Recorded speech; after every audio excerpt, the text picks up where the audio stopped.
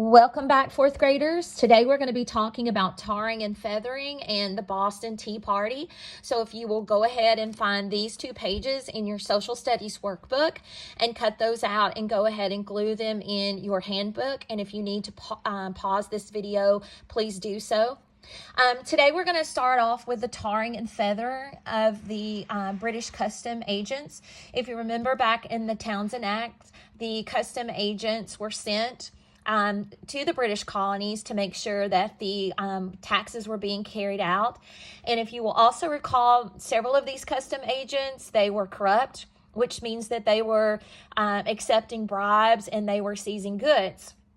So in addition to boycotting, the colonists are now going to begin what's called tarring and feathering. And it's basically exactly what it says. If you look right here closely in this picture, the colonists would capture the British custom agents, and they would pour hot tar on their bodies, and then they would cover them with feathers.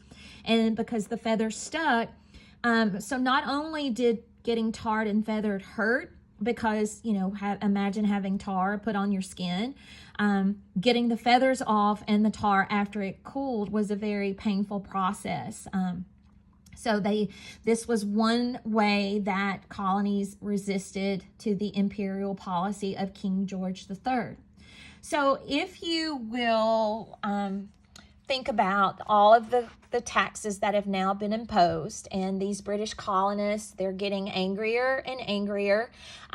They're unified with the Sons of Liberty. The protests are becoming more prevalent, and the mobs are becoming angrier.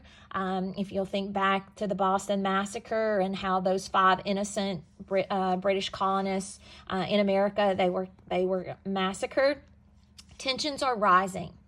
And because of that, it's going to now lead into the Boston Tea Party. And there was a Tea Act of 1773. We're going to go down here to the bottom. And basically that allowed the British East India Company, owned by the king, more money for the king, to sell tea in the colonies for a low price.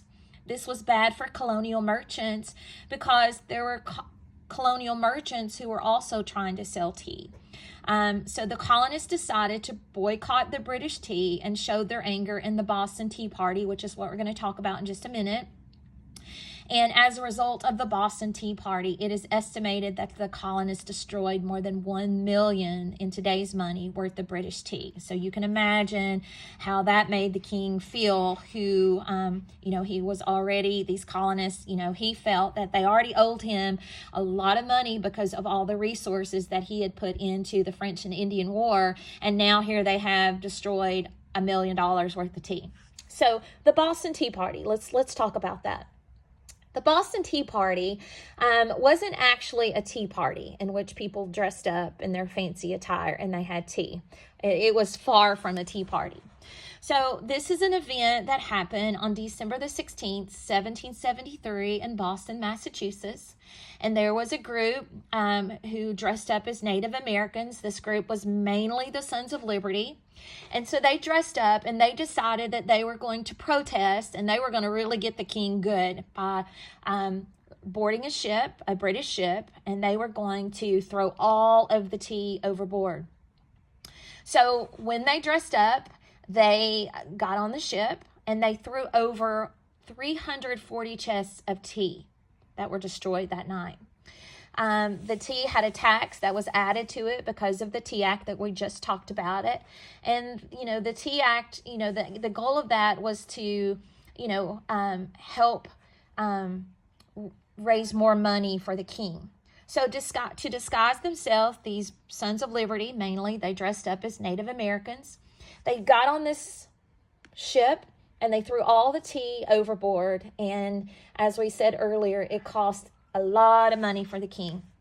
So as a result of this, the king was outraged. So he closed the Boston port. He sent the Royal Navy warships to patrol the area, and basically there was a blockade, which meant no one went in and no one could come out. So closing the Boston harbor, it made the anger residents, extremely angry, because they thought that everyone was being punished when really it was only a group of this people who had destroyed the tea, which was the Sons of Liberty. The Boston Tea Party was simply called the destruction of tea for many years after the event.